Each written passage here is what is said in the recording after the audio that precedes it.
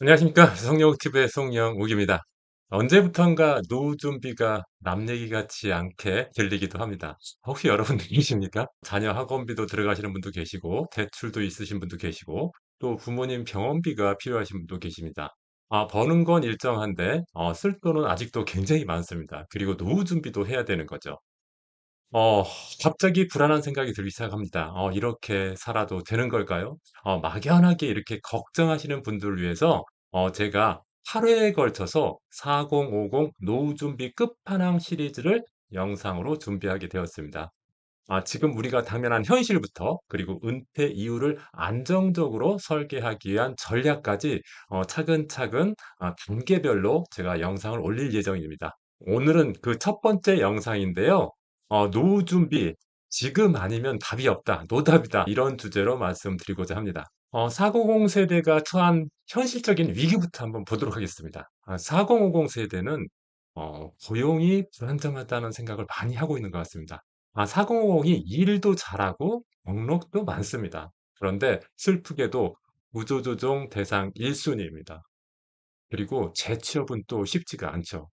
인건비가 비싸다고 생각하기 때문에 일반 회사에서 잘 뽑지 않는 것이 슬픈 현실입니다. 그리고 자녀 양육비도 부담이 되죠. 사교육도 해야 되고 또 여러 가지 자녀한테 들어가는 양육비가 되게 많이 들어가죠. 실제로 조사 자료에 의하면은 자녀 1 인당 양육비는 평균 한 3억 원 정도나 된다고 합니다. 그러니까 노후 준비할 돈 마련하기가 되게 힘들게 되겠죠.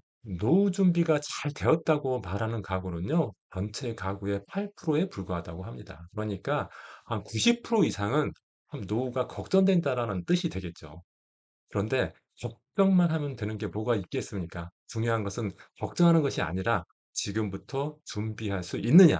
이것에 있다고 볼 수가 있겠습니다. 노후 준비는 나이가 40 대든 50 대든 지금부터 준비를 해야 된다고 저는 생각을 합니다. 왜 지금 당장 노후 준비를 시작해야 되는지 말씀드려 보도록 하겠습니다. 희망퇴직 나이는 보통 한 69세 정도라고 합니다. 우리나라 직장인을 대상으로 언제쯤에 퇴직했으면 좋겠냐고 물어봤더니 희망퇴직 연령은 한 69세 정도라고 합니다. 그런데 현실적인 퇴직을 언제 합니까? 평균적으로 한 50세 정도에 퇴직을 하게 된다고 합니다. 그런데요, 우리가 언제까지 사냐면은 지금 기준으로 봤을 때 평균 수명이 84 세입니다. 그러니까 50 세에 퇴직해서 84 세까지 살아야 된다는 거죠. 무려 34 년이나 버텨야 됩니다. 그런데 또 우리 평균 수명은 점점 늘어나고 있죠. 그래서 그 기간은 더 길어질 거라고 생각이 됩니다. 대부분의 사람들이 노후 자산, 노후 생활비가 부족하다고 생각하시는 분들이 많이 있습니다. 그런데 노후 자산 얼마나 필요할까요? 그것을 알려면요. 25의 법칙이라는 것을 좀 아시면은 이해하기가 좋습니다. 25의 법칙은 뭐냐면요. 1년 생활비의 25 배, 25 배를 준비하면은 은퇴에도 큰 문제가 없다. 이런 뜻입니다. 예를 들어서 1 년에 4천만 원 쓴다 그랬을 때 4천만 원의 25 배, 4천만 원의 25 배는 한 10억 정도 되거든요. 10억 정도 있으면 내가 은퇴하고 나서도 큰 문제 없이 살 수 있다. 이런 것을 의미하는 법칙이라고 볼 수가 있습니다. 노후가 되면은 고정 수입이 부족해지죠. 직장 다닐 때는 계속적인 월급이 있기 때문에 고정 수입의 문제가 크게 문제되지 않는데 노후가 되고 직장을 퇴직하게 되면은 고정 수입이 부족하게 됩니다. 그 부족한 부분을 어떻게 해결하는 게 좋을까요? 월급을 대체할 수 있는 수입원을 만드는 게 중요하겠죠. 그러려면은 연금 자산 같은 걸 미리 쌓아 놓는 게 좋겠고요. 그리고 퇴직을 하더라도 수입화할 수 있는 수입원을 만드는 것이 유리하다고 볼 수가 있겠습니다. 이런 구체적인 부분에 대해서는 제가 영상을 계속 진행하면서 말씀드리도록 하겠습니다. 구체적으로 그러면 노후 준비를 하려면은 어떻게 해야 될까요? 구체적인 노후 준비를 위해서 제가 3 단계 로드맵을 말씀드리도록 하겠습니다. 그 첫 번째는요. 자기의 자산과 소득을 점검해 보는 겁니다. 자기의 자산, 지금까지 모아 놓은 자산 그리고 나의 소득을 점검해서 현금 흐름 중심의 자산 구조로 전환시키는 게 중요합니다. 이 현금 흐름 중심의 자산 구조로 전환시킨다는 말은 되게 좀 어렵죠? 그게 무슨 소리냐면은 월급처럼 돈이 나오게 만드는 구조로 하는 것이 좋다 이 말씀입니다. 다시 말하면은 자산만 많으면은 노후에 쓸 돈이 없잖아요. 예를 들어서 내 자산은 10억 인데 10억 중에 9억 5천이 만약에 부동산이다. 그러면은 부동산을 내가 쪼개서 계속 돈을 쓸 수는 없지 않습니까? 그러니까 월급처럼 현금으로 계속 매월 나올 수 있는 자산 구조로 전환하는 것이 좋겠다. 이런 말씀입니다. 두 번째 단계는 연금과 소득을 다변화하는 게 좋겠습니다. 지금부터라도요, 연금형 자산을 많이 모아두는 게 좋겠습니다. 예를 들어서 연금저축이라든지 퇴직연금이라든지 국민연금이라든지 이런 것들을 일단은 많이 모아두는 게 첫 번째로 중요하고요.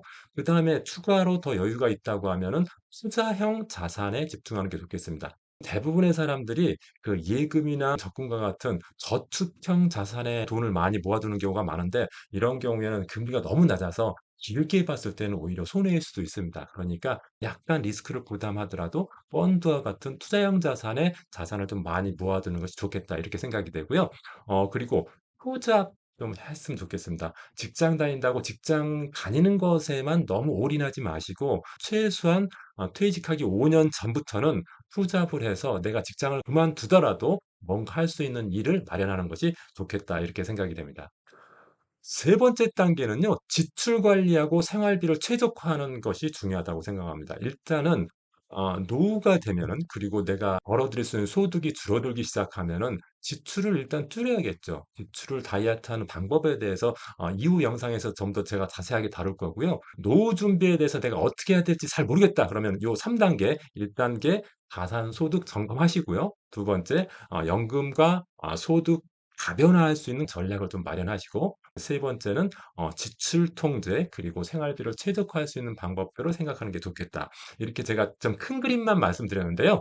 이후 영상에서는 좀 더 자세한 내용으로 말씀드리도록 하겠습니다. 여러분들 국민연금만으로는 노후 준비가 제대로 안 된다는 거 잘 아시죠? 왜냐하면 국민연금액이 그렇게 많지 않기 때문이죠.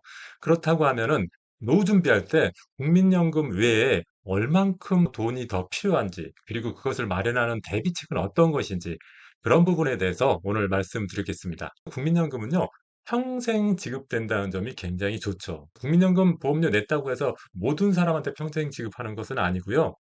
최소 가입 기간이 10년은 되어야 됩니다. 그러니까 국민연금을 낸 기간이 10년 미만이신 분들은 평생 지급은 안 된다. 이런 점들을 알아두셔야 됩니다. 국민연금은 물가 상승률을 반영해 준다는 점이 아주 좋은 점입니다. 그래서 국민연금액은 매년 증가합니다. K씨 사례를 봤더니요, 2010년에는 한 80만 원 정도 받았는데 2020년에는 한 96만 원 정도 되더라고요. 물가 상승률을 반영했기 때문에 국민연금 수령액은 매년 해가 갈수록 점점 늘어난다는 점이 굉장히 좋은 장점이라고 볼 수가 있겠습니다. 국민연금은 소득공제를 해주죠. 보통 직장 다니면 연말정산 하지 않습니까? 연말정산할 때 국민연금 보험료로 낸 금액에 대해서는 100% 소득공제가 됩니다. 국민연금은요, 강제저축이다. 강제저축이라고 해서 좀 나쁜 점이라고 생각할지 모르겠지만은 사실 월급에서 원천징수돼서 국민연금 보험료를 내기 때문에 강제적으로 저축하는 효과가 있죠. 사실 우리가 저축하고 싶어도 저축을 못하는 경우가 되게 많지 않습니까? 그런데 그냥 월급에서 바로 떼버리니까 강제적으로 저축하는 효과가 있다. 물론 이때는 그 순간에는 조금 아깝기도 하지만은 노후를 생각하면은 이렇게 강제적으로 저축하는 것이 굉장히 좋다. 저는 이렇게 생각합니다. 그래서 강제저축이라는 것이 국민연금 관점에서 봤을 때는 굉장히 좋은 것 아닌가 이렇게 생각하고 있습니다.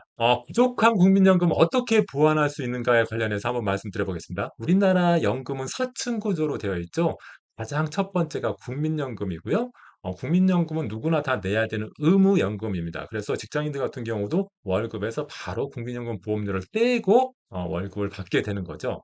두 번째 의무연금이 있는데 그게 퇴직연금입니다. 퇴직연금은 직장인이 직접 내지는 않지만 회사가 일정 금액을 반드시 적립하도록 한 의무연금이라고 볼 수가 있습니다. 그래서 국민연금 보완책으로 생각할 수 있는 게 퇴직연금입니다. 퇴직연금은 직장을 오래 다니면 다닐수록 더 많아지겠죠. 그래서 퇴직연금이 국민연금을 보완할 수 있다고 생각이 됩니다.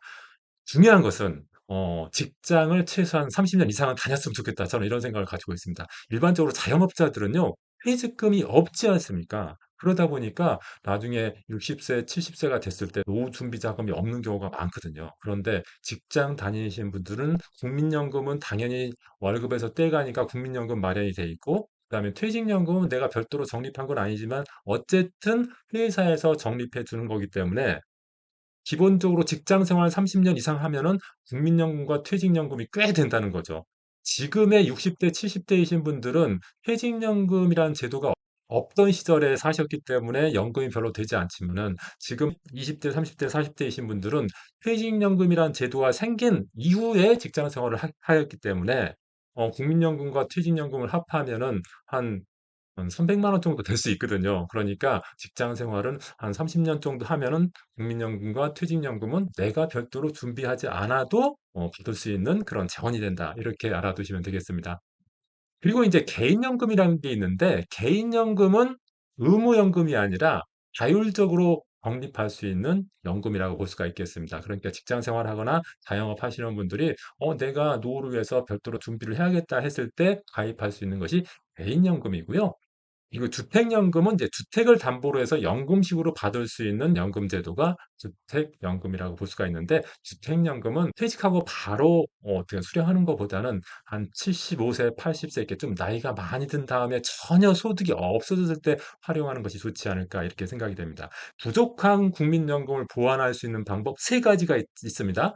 퇴직연금. 퇴직연금은 직장 생활만 하면 알아서 회사가 적립을 해주기 때문에 신경 쓸 거 없습니다. 중요한 것은 이제 개인연금과 주택연금인데 개인연금은 직장 생활이나 자영업 하면서 좀 남는 돈을 좀 10년, 20년 계속 적립해 두는 게 중요하다고 볼 수가 있고 나이가 아주 많이 들어서 소득이 없어진 경우에는 주택연금을 통해서 부족한 국민연금을 보완할 수 있다. 이렇게 볼 수가 있겠습니다. 그래서 퇴직하기 전, 은퇴하기 전까지는 집 한 채는 꼭 마련하는 게 좋겠다. 왜냐하면 그 집 한 채가 마지막 나의 주택연금, 나의 마지막 연금이 될 수 있기 때문에 퇴직 전까지는 집 한 채는 꼭 마련하는 게 좋겠다. 이렇게 생각이 됩니다. 정리하자면은 직장 생활을 한 30년 이상 하고 그다음에 직장 생활하면서 개인연금, 그다음 주택 한 채 마련하면은 부족한 국민연금을 충분히 보완할 수 있다. 이렇게 생각이 됩니다.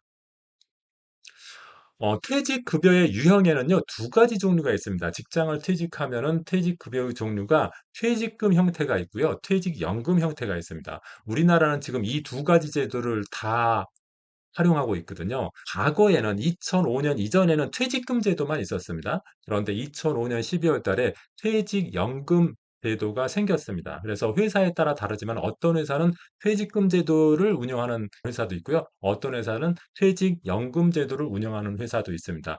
정부의 방침은 퇴직금 제도를 거의 100% 퇴직연금 제도로 바꾸는 데 목표를 두고 있습니다. 그러니까 현재 퇴직금 제도를 운영하는 회사라도 향후 점점 퇴직연금 제도 형태로 바뀐다고 보시면 되고요. 보통 이제 직장인 수가 한 300명 이상인 회사들은 이미 퇴직연금 제도를 시행하고 있습니다. 어떻게 다른지 한번 보겠습니다. 퇴직금을 적립하는 그 의무자는 회사입니다. 퇴직연금도 마찬가지고요. 그런데 적립하는 장소가 퇴직금 제도하고 퇴직연금 제도가 다릅니다. 퇴직금 제도에서 그 퇴직금을 어디에 적립하냐면 사내에 적립하고 퇴직연금 제도는 사외에 별도로 적립한다는 점이 차이가 있습니다. 이게 어떤 차이가 있냐면은 나중에 직원이 회사를 나가게 되면 퇴직금을 줘야 되잖아요. 퇴직금 제도에 의한 경우에는 퇴직금 급여를 기업이 근로자한테 직접 줍니다. 퇴직연금 같은 경우에는 기업이 근로자한테 직접 주는 게 아니라 해당 기업이 퇴직연금 사업자에다가 퇴직연금을 적립하고 있다가 퇴직연금 사업자가 근로자한테 주는 형태입니다. 이게 어떤 차이점이 있냐면요. 만약에 회사가 묻어났다 그랬을 때는 퇴직금 제도를 시행하고 있는 회사 같은 경우에는 회사 돈이 다 없어져 버리기 때문에 퇴직금을 못 받을 수도 있거든요. 그런데 퇴직연금 제도를 이용하는 회사 같은 경우에는 회사가 부도나더라도 그 퇴직급여가 어디에 있냐면은 퇴직연금 사업자한테 있거든요. 근데 퇴직연금 사업자가 누구냐면은 금융기관입니다. 은행이나 증권사 같은 금융기관입니다. 그러니까 별도의 기관에서 퇴직급여 적립금을 보관하고 있기 때문에 회사가 부도나더라도 근로자는 그 부도로 인해서 퇴직금을 못 받게 되는 경우가 없다는 거죠. 그래서 국가에서는 이제 퇴직금 제도보다는 퇴직연금 제도를 활용하도록 계속 권유하고 있고요. 향후에는 100%다 퇴직연금 제도만 운영될 것으로 예측되고 있습니다. 퇴직금 제도는 운용자가 회사인 반면에 퇴직연금 제도는요, 좀 다릅니다. DB형이 있고 DC형이 있는데 DB형은 회사가 운영하고 DC형은 근로자가 운영합니다. 이것은 제가 다시 한번 말씀드리도록 하겠습니다. 조금 전에 제가 퇴직연금이 DB형이 있고 DC형이 있다고 했는데요. DB형은 확정급여형이라고 하고요. DC형은 확정기여형이라고 합니다. 지급 방식의 차이가 있는데요.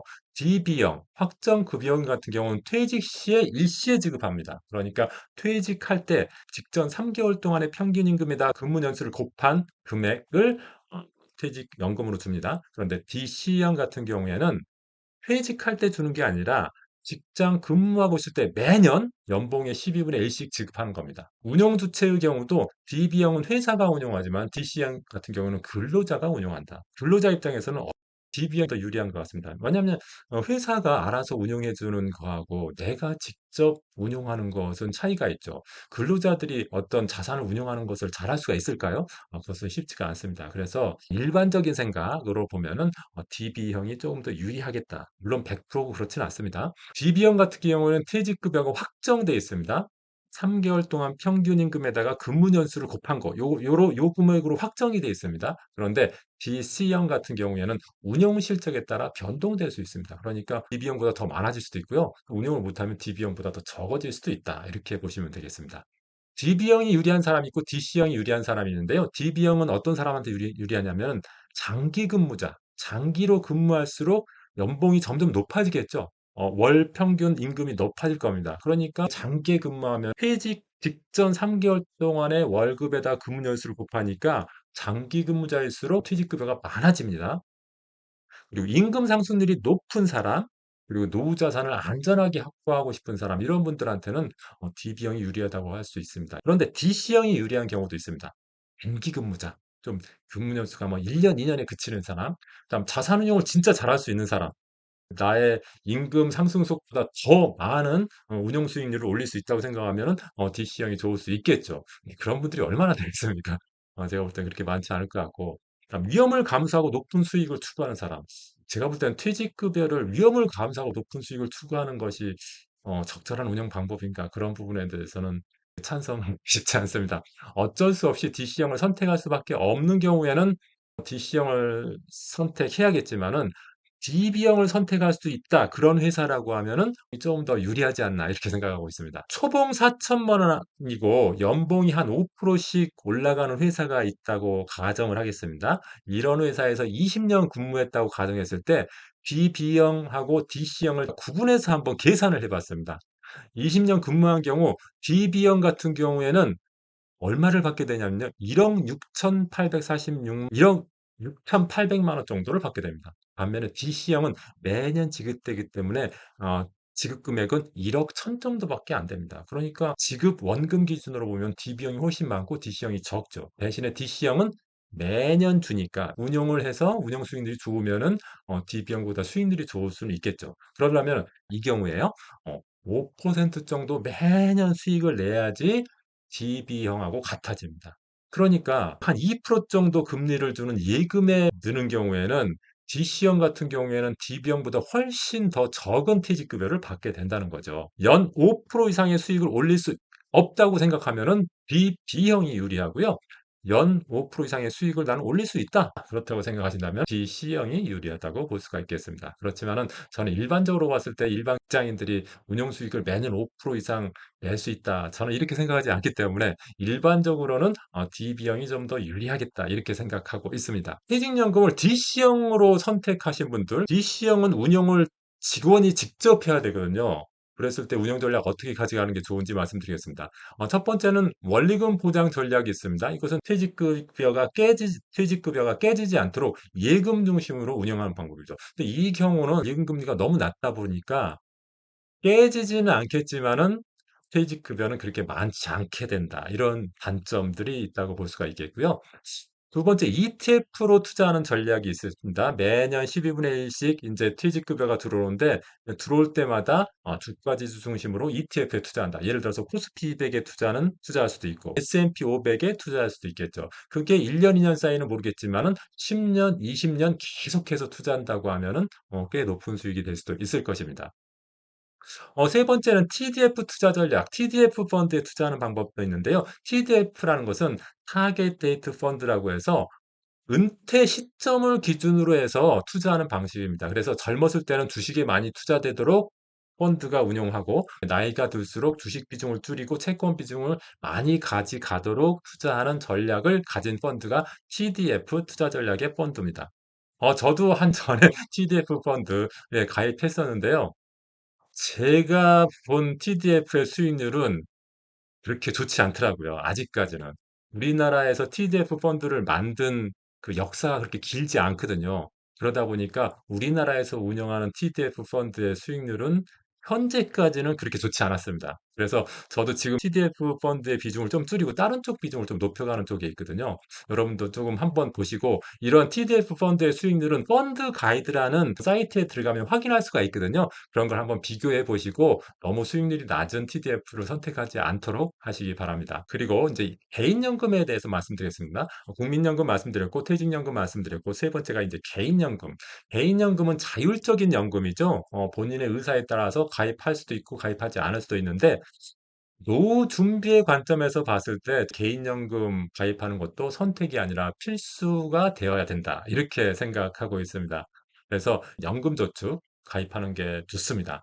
연금저축 유형에는 그 보험회사에서 판매하는 연금 보험 형태도 있고요. 은행이나 증권사에서 판매하는 연금 저축 펀드 형태도 있는데 저는 연금 저축 펀드 형태로 하는 것을 더 추천하는 편입니다. 왜냐하면 연금 저축 보험 같은 경우에는 사업비를 빼기도 하고 그 운용하는 그 수익률을 보면은 연금 저축 펀드에 비해서 좀 떨어지는 것 같더라고요.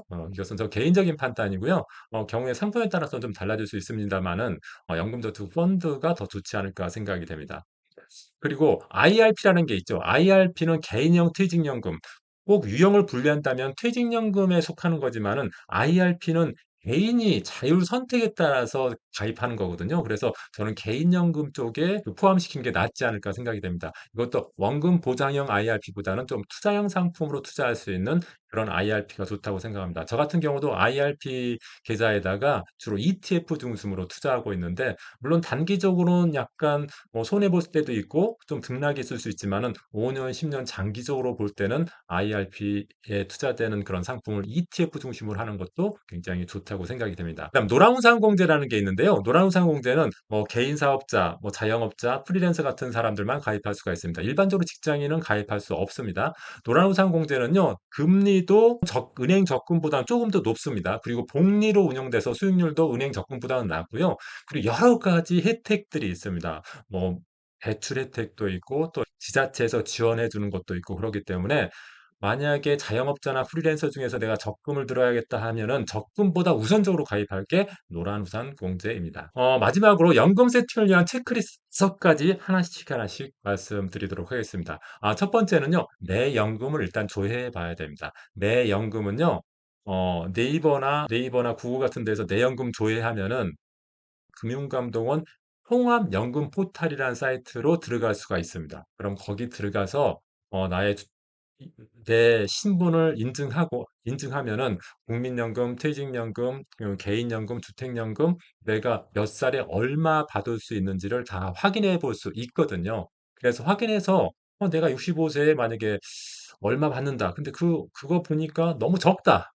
얼만큼 정도 부족하겠다 이런 부족액을 확인할 수가 있겠죠. 그래서 내 연금 조회에서 내 연금, 내가 지금 준비된 연금 대비해서 얼만큼 내가 더 준비해야 되는지를 한번 확인해 볼 필요가 있습니다.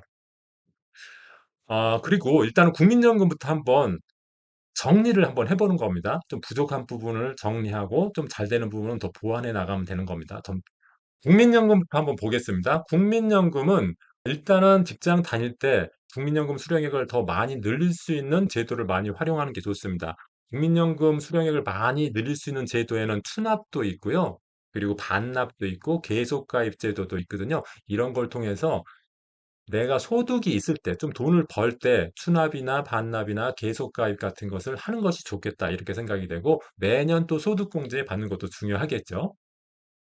그다음에 퇴직연금 같은 경우에는 직장을 일단 장기로 근무하는 게 좋겠죠. 왜냐하면 퇴직연금 적립은 회사가 해 주는 거 아닙니까? 내가 가만히 회사만 다녀도 회사에서 알아서 퇴직금을 적립해 주고 그리고 매년 또 세액공제 혜택도 받을 수가 있습니다. IRP 같은 경우는 세액공제 혜택을 받을 수 있다는 소리입니다. 개인연금도 연금저축 같은 경우 추가적으로 적립해서 연금 재원도 확보하고 세액공제도 받는 것이 좋겠다고 할 수가 있고요. 마지막으로 이제 주택연금이 있는데 주택연금도 주택금융공사에 가면 연령대별로 내가 얼만큼 주택연금으로 받을 수 있는지를 조회할 수 있거든요. 그러니까 퇴직하기 전까지 집 한 채는 꼭 구하셔 가지고 내가 필요한 시점에 그게 75 세가 될지 85 세가 될지 모르겠지만 고 시점에 내가 주택연금을 얼마나 받을 수 있는지 확인해 보고 그런 것을 활용하면은 나의 연금 세팅 그리고 노후 준비하는 데 굉장히 도움이 될 거라고 생각이 됩니다.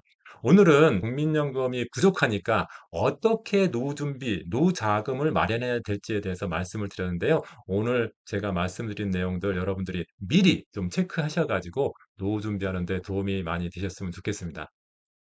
오늘 영상이 도움이 되셨다고 하면은 한번 구독, 좋아요 부탁드리고요. 그리고 댓글도 좀 달아주셨으면 좋겠습니다. 고맙습니다. 노후에 매달 얼마나 필요할까요? 딱 금액이 떠오르지 않으셨다면은 오늘 영상 꼭 보셔야 됩니다. 내 노후 생활비가 얼마인지 모른다는 것은 돈 없이 여행하는 것과 같습니다. 4050 노후 준비 끝판왕 두 번째 시간, 오늘은 노후 생활비 계산법과 자산을 점검하는 방법에 대해서 말씀드리도록 하겠습니다. 지금 바로 시작하도록 하겠습니다. 노후 적정 생활비 평균에 대해서요, 통계청에서 조사한 자료가 있습니다. 그 자료에 의하면은 노후 최소 생활비는 240만 원. 여기서 최소 생활비라는 것은 무엇을 의미하냐면요. 의식주만 해결할 수 있을 정도의 비용을 말하는 겁니다. 그리고 노후 적정 생활비는 한 330만 원 정도로 나와 있습니다. 이것은 부부 기준입니다. 그러니까 두 사람 기준이고요. 한 사람 기준이라고 하면 이것의 한 70% 정도라고 생각하시면 되겠습니다. 그런데 노후 생활비가 잘 준비되어 있다고 조사된 사람은 전체의 8%밖에 되지 않는다는 사실입니다. 그러니까 대부분의 사람은 노후 준비가 제대로 되지 않았다. 이렇게 말씀드릴 수가 있겠죠. 그래서 여러분들이 노후 준비와 관련해서 지금 내가 잘 되어 있는지, 아직 잘 되어 있지 않는지 일단은 여러분들이 한번 생각해 보시기 바랍니다. 그리고 그런 생각을 하시려면은 내가 지금 자산이 어느 정도 되고 어느 정도 부족한지를 알 수 있어야 되거든요. 그런 부분에 대해서 오늘 말씀드리도록 하겠습니다. 생활비에 관련해서요. 평균치는 평균치고 사실 내 생활비는 다를 수가 있죠. 평균치는 지금 한 300만 원 정도 되는데 나의 생활 수준이나 소비 수준이나 급여 수준에 따라서 달라질 수 있지 않습니까? 그래서 내 생활비는 통계보다 내 삶을 기준으로 정하는 게 중요합니다. 그래서 내가 어떻게 내 노후 생활비를 예상할 수 있을지를 말씀드리도록 하겠습니다. 일반적으로 월 생활비는요, 고정 생활비, 변동 생활비, 예비 생활비로 구분해서 계산할 수가 있습니다. 고정 생활비라는 것은 필수 생활비를 말하는 겁니다. 예를 들어서 주거비나 식비 같은 거 이런 것은 고정적으로 매월 들어가는 돈이죠. 이런 것들이 고정 생활비에 해당되고요. 변동 생활비라는 것은 내 삶의 질을 높이는 생활비라고 볼 수가 있겠습니다. 예를 들어서 여행비라든지 또는 문화생활비라든지 뭐 취미생활비 이런 것들이 변동 생활비라고 볼 수가 있겠고요. 그다음 예비 생활비는 비상 상황에 대비한 비용이라고 볼 수가 있겠습니다. 갑작스럽게 집수를 해야 된다든지 다쳐가지고 긴급 치료를 해야 된다든지 이런 경우에 들어가는 비용이 있을 수가 있겠죠. 그래서 월 생활비는 고정 생활비, 변동 생활비, 예비 생활비 이렇게 세 가지로 나누어서 여러분들이 계산해 보아야 합니다.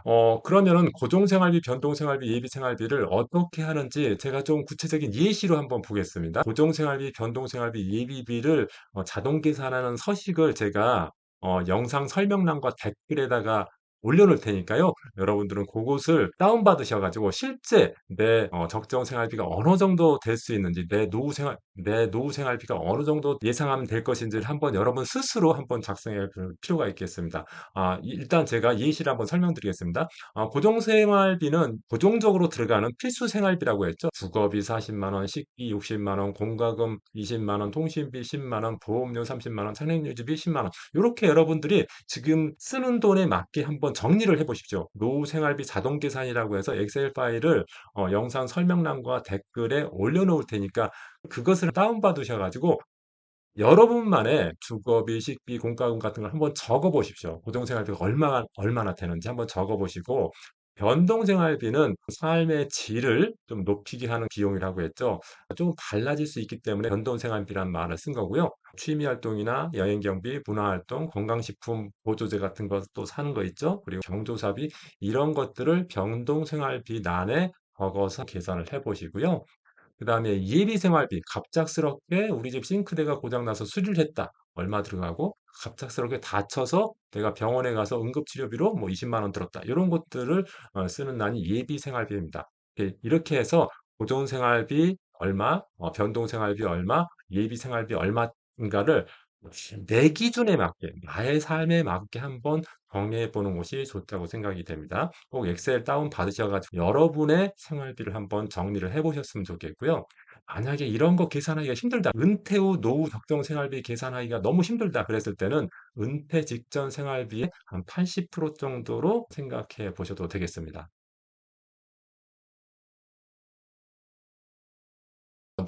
노후 적정 생활비 얼마나 준비되었느냐가 사실은 중요한 거죠. 내가 노후 생활비를 한번 계산해 보는 것은 생활비가 이 정도 나오는데 나는 얼만큼 준비되었는지를 확인하기 위한 거거든요. 금감원 통합연금 포털이라는 사이트에 들어가면은 내 연금을 다 조회할 수 있습니다. 국민연금도 조회할 수 있고요. 퇴직연금도 조회할 수 있고 개인연금, 주택연금까지 다 조회할 수 있습니다. 그러니까 내가 얼마 연금을 받을 수 있는지 또 60 세부터 얼마 연금을 받을 수 있는지 이런 것들을 확인하기 위해서는 지금 나이부터 90 세까지 연금이 조회되는 사이트가 있는데 바로 금감원 통합연금 포털이라는 사이트입니다. 여기 검색어 치고 들어가면은 내 연금 조회할 수 있도록 되어 있거든요. 나의 신분에 대한 인증 절차 거치면은 내 연금을 전부 다 조회할 수 있습니다. 예시 한번 보시기 바랍니다. 예시에 보면 뭐 국민연금 65세에 1,200만 원, 퇴직연금 600만 원, 개인연금 600만 원, 주택연금은 아직 없다. 이런 식으로 표시가 돼서 조회할 수가 있습니다. 이렇게 내 연금을 먼저 조회해 보시고요. 이렇게 조회해 봤더니 연간 2,400만 원 받는다. 월로 치면은 200만 원에 해당되는 거죠. 그러니까 '아 나는 매월 200만 원 연금을 받을 수 있겠구나.' 이런 것들을 알 수가 있겠죠. 그런데 나의 월 생활비를 조회해 봤더니 예를 들어서 300만 원이다. 그러면은 연금은 200만 원 마련돼 있고 300만 원 생활하기 위해서는 100만 원이 부족한 거죠. 그래서 내 연금 조회를 하면 내가 부족한 금액이 얼마나 되는지를 확인할 수가 있고요. 그리고 부족액에 대해서 내가 어떻게 마련해야 될지를 한번 생각해 볼 수가 있겠죠. 그래서 여러분들은 첫 번째는 나만의 그 월 생활비를 한번 계산해 보자. 그거 제가 엑셀 파일 드리니까 그걸로 한번 확인해 보시고 그다음에 금감원 통합연금 포털에 들어가서 내 연금을 조회해 보고 부족액이 얼마나 되는지를 확인해 보는 겁니다. 부족액을 내가 알게 됐으면 그걸 어떻게 내가 대처를 해야 될 것인가를 마련하는 게 중요하겠죠. 절차적으로 보면은 첫 번째는 나의 노후 적정 생활비를 한번 계산해 보는 겁니다. 두 번째는 그 적정 생활비만큼 내 연금이 확보되어 있는지 그것을 금감원 포털에서 한번 확인해 보시고요. 그리고 거기서 부족액이 예를 들어서 얼마인지 확인 가능하죠. 그럼 내가 어떻게 부족액을 마련할 것인가를 한번 여러분들이 생각해 보셔야 됩니다. 만약에 목돈이 없다고 하면 그러면은 '나는 연금 저축 50만 원, IRP 50만 원씩 계속 적립해 나가겠다.' 이런 전략을 세울 수도 있고 만약에 목돈이 있다 그러면 목돈이 3억 있다 그러면은 월 배당형 상품, 연금식으로 받을 수 있는 상품에 가입해서 나는 20년 또는 30년 동안 계속 연금식으로 받을 수 있도록 내가 준비하겠다. 이런 대책을 세울 수가 있는 거죠. 이 구체적인 부분에 대해서는 다음 동영상에서 제가 좀 더 상세하게 말씀드리도록 노후는 준비되는 자에게만 여유를 허락합니다. 돈 걱정 없는 노후는 내 삶을 정확하게 이해하고 계산하는 데서부터 시작이 됩니다.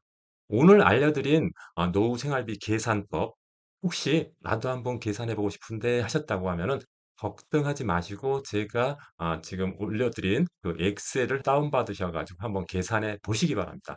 각 항목별로 숫자만 입력하면은 고정비가 얼마나 되는지 변동비가 얼마나 되는지 총 합계는 얼마나 되는지 차트까지 자동으로 완성되도록 만들어 놨습니다. 여러분만의 노후 생활비 지금 직접 한번 계산해 보시고요. 노후 준비에 도움이 되셨으면 좋겠습니다. 그리고 한 가지만 더 말씀드리면은 혹시 계산해 보시고 '나는 월 얼만큼 될 것 같다.' 금액이 나온다면은 그 금액을 댓글로 좀 공유해 주셨으면 좋겠습니다. 그 숫자 하나하나가 누군가에게는 도움이 될 수가 있습니다. 그리고 여러분들이 실천할 수 있는 계기가 될 수도 있습니다.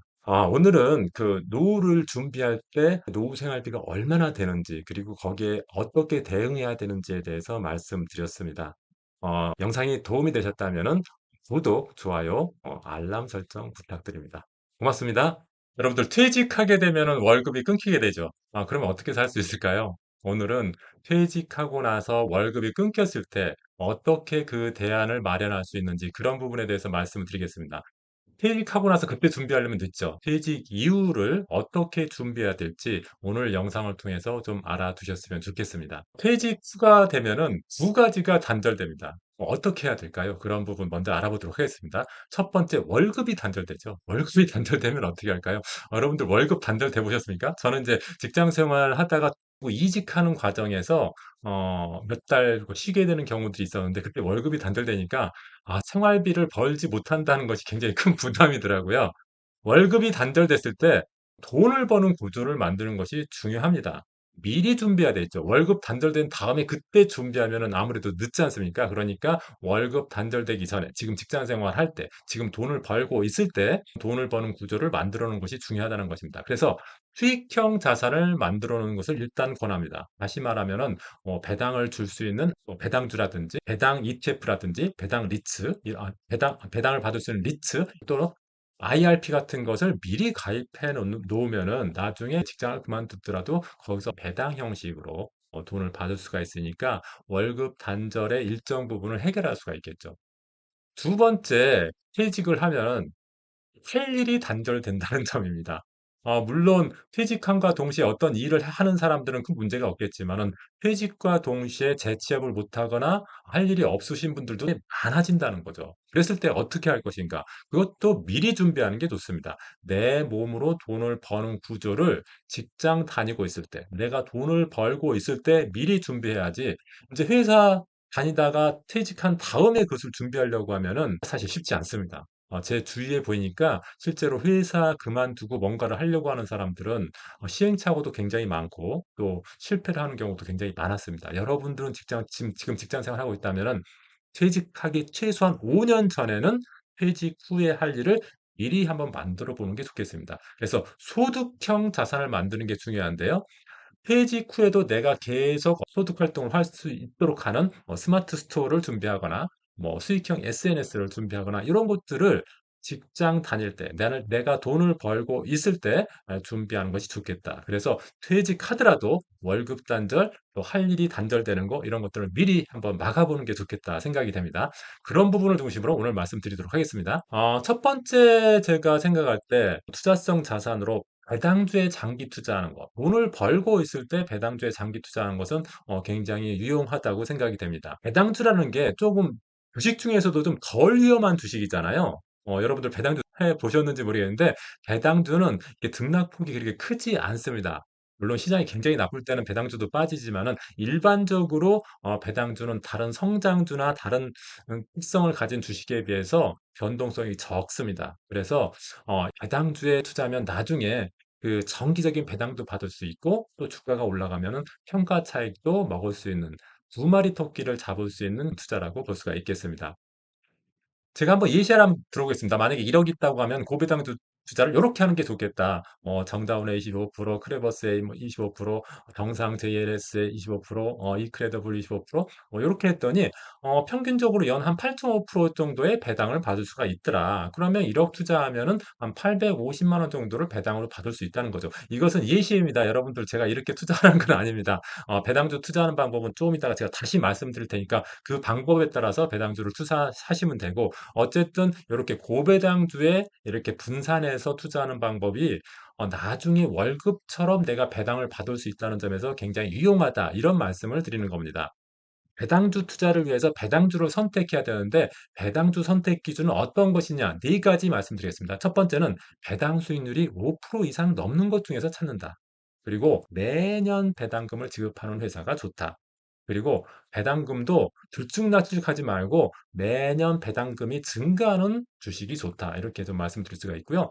그리고 일시적으로 급등 종목, 배당주 종목 중에서도 갑자기 급등한 종목들이 있거든요. 그런 종목들은 나중에 또 크게 폭락할 가능성도 있기 때문에 그런 배당주는 선택하지 않는 것이 좋겠다. 이렇게 말씀드릴 수가 있겠습니다. 고배당주는 그럼 어디에서 찾느냐? 여러분들 누구나 이거 찾을 수 있습니다. 네이버 들어가셔가지고요. 네이버의 증권, 그 증권에서 국내 증시에서 배당으로 들어가면요. 우리나라 그 상장된 주식을 수익률별로 이렇게 배치를 해놨습니다. 제일 위에 있는 게 배당 수익률이 제일 높은 거고요. 밑으로 갈수록 이제 배당 수익률이 낮은 건데 어떤 종목인지도 다 알 수가 있고요. 그 배당금도 1년치 배당금만 나온 게 아니라 3년치 배당금이 얼마인지 표시되어 있기 때문에 네이버 증권에 나와 있는 배당만 확인해도 어떤 종목이 배당을 많이 주는지, 어떤 종목이 배당을 적게 주는지 바로 확인이 가능합니다. 그러니까 이걸 잘 활용하셨으면 좋겠고요.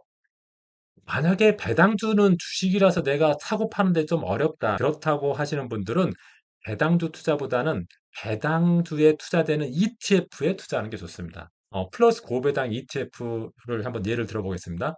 플러스 고배당 ETF는 5년 동안 주가 차트를 보면은 굉장히 안정적이죠. 주가가 크게 안 떨어지고 전체적으로 상승하는 모습을 보이고 있습니다. 최근 5년 동안 우리나라 주식시장 굉장히 많이 변동했거든요. 작년 같은 경우는 또 주가가 굉장히 많이 떨어졌죠. 그런데 이 고배당 ETF 같은 경우는 작년에 오히려 상승을 해버렸습니다. 그러니까 배당주가 오히려 시장이 안 좋을 때 좋은 투자 대안이 되기도 하는데 그것뿐만 아니라 노후자금 투자로서 배당주 ETF에 투자하는 것도 굉장히 좋은 방법이다. 이렇게 보면 되겠습니다.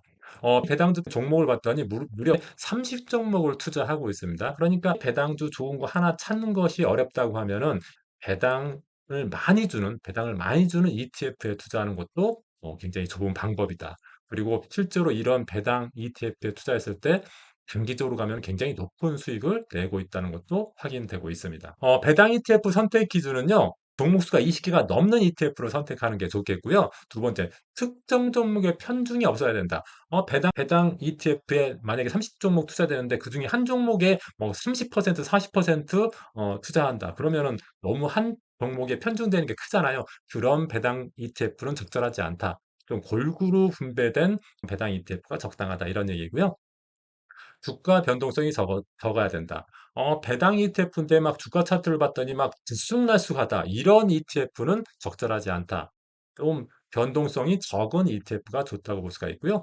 그리고 이왕이면 매매 비용이 적은 거. ETF에 투자되는 경우 운용 보수를 내야 되거든요. 운용 보수가 좀 적은 것이 더 좋겠다. 이렇게 보시면 되겠습니다. 그러면은 배당 ETF는 어디서 찾을 수 있느냐? 펀드 가이드라는 사이트가 있거든요. 펀드 가이드 사이트의 간편 검색에다가 배당이란 말 넣어가지고 검색하면 배당을 많이 주는 ETF를 찾을 수가 있습니다. 제가 이렇게 해가지고 한번 검색을 해봤더니 이렇게 어, 배당을 많이 주는 ETF들이 수익률별로 검색이 됩니다. 여기 보니까 키움 고배당 ETF 같은 경우는 5년 동안 무려 154%나 수익이 났습니다. 연간으로 환산하면 평균 한 30% 이상 수익이 난 거고, 플러스 고배당 펀드 같은 ETF 같은 경우도 145%, 거의 연간 한 30% 정도의 수익이 난 거죠. 그러니까 이 배당 ETF도 단기적으로는 몰라도 3년, 5년 이렇게 장기적으로 봤을 때는 굉장히 높은 수익을 내고 있다는 것을 알 수가 있고요. 이런 배당 ETF는 조금 전에 말씀드렸다시피 펀드 가이드에 들어가셔서 검색어에다 배당 치고 수익률로 수익 괜찮은 그런 ETF를 찾으면 된다. 여러분들 별로 어렵지 않죠? 이런 거 찾아서 배당 ETF 투자하는 것도 괜찮겠다. 이렇게 생각이 됩니다. 그 다음에 건물 없이도 월세 받는 방법이 있는데요. 일반적으로 우리가 건물주 되고 싶어 하잖아요. 그런데 건물주가 되기는 쉽지가 않죠. 큰돈이 없는 한 건물주가 되기는 쉽지 않습니다. 그런데 진짜 좋은 부동산에 투자해서 건물주처럼 월세 받는 방법이 있는데요. 그게 바로 리츠 투자입니다. 리츠라는 것은요, 부동산 투자 회사를 말하는 거거든요. 그 부동산에 투자하는 펀드가 리츠라고 보시면 됩니다. 다수의 투자자한테 돈을 모아가지고 그게 만약에 1,000억이 됐다. 그럼 1,000억을 가지고 진짜 유망한 부동산에 투자를 하는 겁니다. 예를 들어서 명동에 있는 굉장히 큰 상업용 건물에 투자했다. 그러면 상업용 건물에 투자하면은 거기서 임대료 같은 게 나오겠죠. 그걸 받아가지고 투자자들한테 배분하는 형태. 그러니까 내가 명동에 있는 엄청난 상가 건물에 투자하기는 힘들 겁니다. 돈이 없어서요. 그런데 리츠라는 부동산 투자 회사가 다수의 투자자로부터 돈을 모아가지고 굉장히 좋은 상가에 투자할 수가 있겠죠. 그럼 그 상가에 입점한 사람들은 임대료 같은 걸 내겠죠. 그러면은 그 임대료를 받아가지고 투자자한테 다시 주는 형태가 리츠라고 볼 수가 있고, 나중에 혹시라도 그 상가 건물이 좀 가격이 비싸져 가지고 팔면은 매각 차익도 생기겠죠. 그런 부분에 대해서도 투자자한테 다시 돌려줍니다. 그래서 리츠는 유망한 부동산을 살 수 없는 소액 투자자들이 리츠에 투자해서 실제로 부동산에 투자한 것과 같은 효과를 낼 수가 있습니다. 최근에 우리나라에 상장된 리츠의 수익을 한번 보겠습니다. 2024년 1년 동안 기준을 제가 한번 다 조회를 해가지고 계산을 해보니까 리츠는 수익이 두 가지. 리츠 ETF 같은 경우는 ETF도 하나의 주식과 비슷한 거니까 그 리츠 자산의 상승률이 있고요. 그것을 그냥 주가 상승률이라고 제가 표시를 했습니다. 그리고 리츠는 조금 전에 제가 말씀드렸다시피 임대료, 월세 같은 것을 다시 투자자한테 돌려준다고 했죠. 그것은 배당금의 형태로 돌려줍니다. 그러니까 리츠 ETF는 리츠 상품 자체가 올라가서 수익이 나는 주가 수익률도 있고, 그다음 배당을 받아서 수익이 나는 배당 수익률도 있습니다. 5개 정도 리츠 ETF 조회를 해봤더니 맵스 리얼티 1 같은 경우에는 주가 수익률로 한 3% 나고 배당으로 한 6% 나서 연 9% 정도 수익이 났습니다. 근데 2024년에 다른 우리나라 주가가 굉장히 많이 빠졌습니다. 이런 상태에서 이 리츠 상품이 이렇게 수익 9%나 냈다. 굉장히 괜찮은 거죠. NH 프라임 리츠 같은 경우에는 주가는 마이너스 1% 하락했습니다. 그렇지만은 배당 수익률이 16%가 돼서 실제적으로 한 15% 정도 수익을 낼 수가 있었고요. 그 외에도 보면은 약간의 손실이 나지만 또 배당 부분에서 많이 수익을 나서 뭐 적게는 8%, 많게는 23%까지 최종 수익이 나는 것을 볼 수가 있겠죠. 물론 이거보다 수익이 안 난 ETF도 많이 있습니다. 그래서 ETF를 선택하는 기준도 중요하겠지만은 이런 ETF 수익률 좋은 거 아까 제가 말씀드렸던 펀드 가이드에서 조회할 수가 있거든요. 거기서 조회해 가지고 수익률이 좋고 배당이 많은 ETF를 찾아 가지고 투자를 하면은 시장이 나쁠 때도 이렇게 뭐 8%, 10% 내외의 수익을 낼 수 있다고 하면은 예금이나 적금해 놓는 것보다 훨씬 낫겠고, 그리고 나중에 연금식으로 이런 배당을 받게 되면은 노후 준비 자금으로 아주 유용한 역할을 할 수 있을 거라고 생각이 됩니다. 그리고 이제 생활형 수입원 만들기라고 해서 내가 직접 노동해서 수입을 만들 수가 있죠. 퇴직하고 나면은 사실은 직장은 없어지지만은 나의 경력을 이용해서 수입원을 만들 수가 있겠죠. 이렇게 내가 직장을 다니지 않더라도 경력을 활용하거나 자기가 잘하는 것을 이용하거나 자기가 좋아하는 걸 이용하거나 이런 것들을 활용해서 수입원을 만드는 게 필요하다고 생각이 됩니다. 물론 직장 다닐 때만큼 아주 많은 수익원을 만들 수는 없겠지만은 50만 원이든 100만 원이든 벌게 되면은 기존에 내가 준비해 놨던 연금, 국민연금, 퇴직연금, 개인연금하고 그리고 약간의 이런 경력을 활용한 수입원을 가지고 퇴직 후에 생활비로 쓴다고 하면은 큰 어려움 없이 생활할 수 있게 될 것입니다. 중요한 것은 경력을 활용한 수입원을 미리 만들어 놓은 것이 좋겠다. 직장 그만둔 다음에 급한 상태에서 만들지 말고 직장 나오기 최소 5년 전부터는 이런 나의 경력을 활용한 수입원을 단돈 10,000원이다로 만들어 놓은 게 좋겠다. 이렇게 생각합니다. 그래서 점점 늘려가야 되니까 경력을 활용한 수입원을 만드는 노력이 필요합니다. 예를 들자면 저 같은 경우에는 이제 회사 다닐 때부터 이제 강사 활동을 했거든요. 그래서 회사 다닐 때 회사 일하면서 주말이나 아니면은 퇴근 후에 이렇게 강의를 하고 했는데 그런 것들이 저한테 그 순간에 수입원도 됐지만 회사를 퇴직하고 나서도 이제 주 수입원이 되기도 했기 때문에 여러분들도 여러분들이 지금 다니고 있는 회사의 경력을 활용해서 그것으로 어떤 수입원을 만들 수 있는지 그런 모델을 한번 지금부터 찾기 바랍니다. 그 외에도 뭐 전자책을 마련하거나 출판을 할 수도 있고요. 유튜브를 할 수도 있죠. 그리고 뭐 어떤 온라인 클래스를 만들 수도 있습니다. 이런 것들을 자기 경력을 활용해서 할 수 있죠. 저 같은 경우도 금융 경력을 활용해서 강사도 하고 책도 쓰고 그 클래스도 만들고 그러거든요.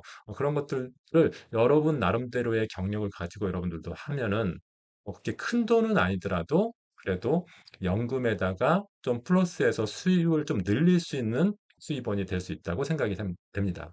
20-30년간 쌓아온 전문성과 경험이 바로 여러분들이 자산입니다. 회사 그만두고 나서 그 경력을 활용하지 못하는 분들이 되게 많이 있는데 그 경력을 활용해서 돈을 벌 수 있는 그런 수익 구조를 만드셨으면 좋겠습니다. 그 수익 구조 만드는 거 퇴직한 다음이 아니라 직장 퇴직하기 5년 전까지는 만들어 놓으셔야 됩니다.